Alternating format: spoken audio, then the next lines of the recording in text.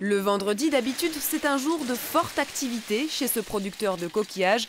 Mais ce matin, à 10h30, toutes les commandes étaient déjà parties.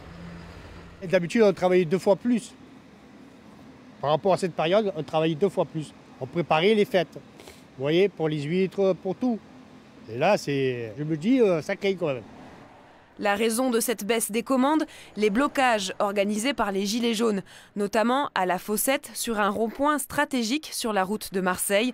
Les livreurs sont forcés de faire un détour de 3/4 d'heure, car pour le patron, il est tout simplement impossible que la marchandise reste coincée dans les bouchons. Nous, le produit a une durée de vie qui est plus courte qu'un morceau de viande ou un fruit ou un légume. Nous, un coquillage, en général, sa durée de vie est de 4-5 jours, 6 jours.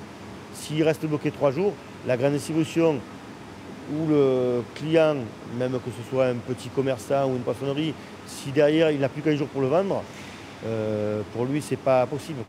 William Polias estime perdre chaque jour de 30 à 50% de son chiffre d'affaires. S'il comprend la colère des Gilets jaunes, il est inquiet pour son activité. Si la situation ne se débloque pas, nous allons dans le mur. D'abord, ça va être certains salariés qu'on va être obligé de licencier. Pourtant, ils sont en CDI.